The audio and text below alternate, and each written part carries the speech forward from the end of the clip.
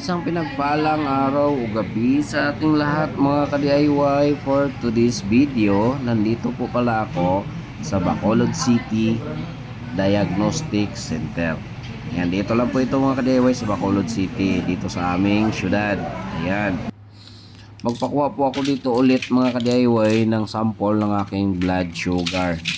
Kasi mga ka-DIY, pagkatapos ng aming physical exam ay sobrang taas po talaga yung aking blood sugar. Tatlo po yung mataas sa akin mga ka-DIY. Yung SGPT ko, ayan. Cholesterol po yan mga ka-DIY. Mataas po ang ating fatty liver po tayo mga ka-DIY. Mataas ang ating cholesterol. Ayan.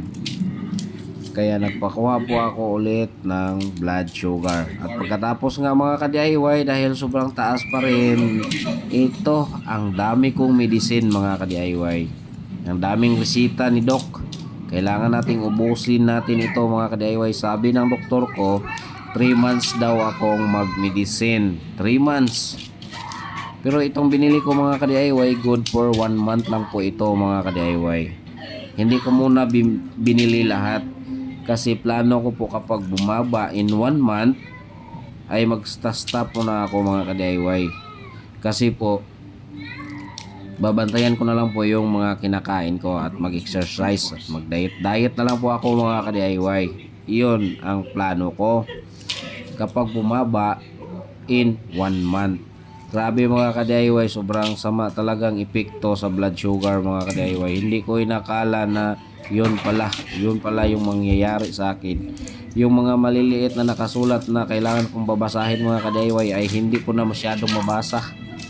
Kasi po dikit-dikit na po yun. Blurred na yung paningin ko. Masakit na yung ulo ko. Kaya nagpakonsulta din ako sa isang eye specialist mga ka-DIY. At sabi ng doktor, meron akong stigmatism. Kaya nagpagawa din kami ng eyeglasses. Ayan, 13,000 pa naman yung bayad namin mga ka-DIY sa eyeglasses na yon. At sabi ni Doc, kapag bumaba yung sugar ko, sabi ng aming doktor sa aming company, kapag bumaba yung sugar ko, papalitan na naman yung grado ng aking eyeglasses. Nako, patay tayo nito. Lumalaki ng gastos natin ito mga ka-DIY kasi kapag bumaba ito, hindi na po compatible yung aking mata sa grado ng eyeglasses na pinagawa ko mga ka-DIY. Pero sa ngayon mga ka-DIY, kasi tapos ko na pong na-take itong medicine na ito mga ka-DIY kasi matagal na po itong video na ito, nakastack lang ito sa cellphone ko. Maganda na po yung paningin ko mga ka-DIY kasi bumaba po talaga in 1 month itong aking blood sugar. Kaya hindi na ako nag-eyeglasses. Yung 13,000 ko na eyeglasses mga ka-DIY, tinago ko na lang po yun kaysa gastos pa ako ulit magpapalit ng linti ng ating eyeglasses. Ayaw ko nang gumastos pa muna sa ngayon mga ka-DIY. Ayaw kong mag-eyeglasses. Ayaw kong tawaging matanda. Ayaw kong tawaging lolo. Kasi lolo lang po yung nag-eyeglasses mga ka-DIY. Ayaw kong ganun. Sa ngayon mga ka-DIY, para mamonitor ko ang aking blood sugar, bumili po ako mga ka-DIY ng glucometer. Yun po ang pang-check ko sa aking blood sugar. Monthly or kapag nagbalik na yung paningin ko nang nag-blurred na naman ulit ay magti-testing na naman ako niyan mga ka-DIY. Kasi po mga ka-DIY, hindi po talaga may iwasan na makakain po talaga tayo sa mga pinagbabawal ni Doc. Kasi pagkain is life talaga mga ka-DIY. Pero hindi talaga magandang magiging resulta kapag yung payo ni Doc ay suwayin natin. Nako, hindi po talaga pwede. Minsan kasi suwail po kasi tayo mga ka-DIY. Lalo na kapag gusto nating mag soft drinks. Nako, hindi po talaga pwede yan mga ka-DIY. Kasi subok ko na po talaga yung mga matataas ng sugar. Nako, iwasan nyo talaga yung soft drinks na yan. Ako mga ka-DIY, ilang month na hindi na ako nagso-soft drinks. Kaso sa ngayon kasi yung mga ginagawa namin, lalo na kapag mainit, ay ramdam ko po yung uhaw mga ka-DIY. Kaya gusto po naming uminom ng soft drinks, kaya nagyaya po yung mga kasin ko, ayan, nakapag soft drinks talaga mga kadayway. At yung mga bread na yan na hindi talaga maiwasan, makakain tayo ng mga matatamis, yung mga white bread, ayan, kasi bawal na po tayo niyan mga kadayway. Bawal na tayo sa white bread. Ang sabi ni Doc, kailangan mong kainin yung wheat bread na lang, ayan. So hindi po talaga pwedeng baliwalain natin yung payo ni doktor mga ka-DIY, lalo na sa mga matataas na po ang blood sugar. Ako mga ka-DIY, ang dami na talagang bawal sa akin. Bawal nang kumain ng mamantikain. Bawal nang kumain ng panit ng manok, taba ng baboy. At bawal din ako sa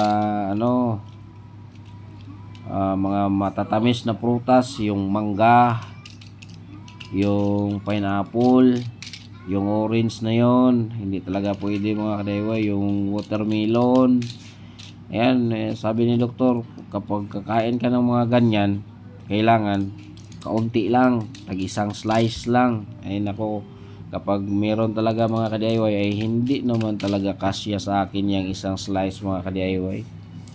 Kaya ayan, tumaas na naman bigla yung aking blood sugar. Kapag tumaas na yan mga kadayway, ay bantay na naman ako sa aking kinakain. Yun lang ang binabantayan ko mga kadayway. Yung paningin ko na lang yung aking basihan minsan. Kapag blurred na yan mga kadayway, ay nako, alam na. Yun ang nangyari. Alam na. Ay nako, sa edad kong nito mga kadayway, ang aga naman na nagkaganito. Kaya payo ko sa inyo lahat mga ka-DIY ay huwag talagang pabayaan ang ating mga kalusugan. Lalo na sa mga daddy na nagbubuhay ng family. Kasi umaasa po sila sa atin mga ka-DIY. Kaya ingatan natin ang ating katawan. Mahirap magkasakit sa panahon ngayon mga ka-DIY. Ang mahal ng bilihin at magkasakit pa tayo, lalong dagdag gastusin. Butas ang bulsa natin mga ka-DIY. At ang mahirap dyan mga ka-DIY, baka pauwiin tayo ng maaga. Nako, magaganda para ba yung ating asawa at bata pa? Nako, baka hindi natin matiis yung iba na yung iba na yung sumisilip sa ating bintana mga ka-DIY. Nako, mahirap na yan, no?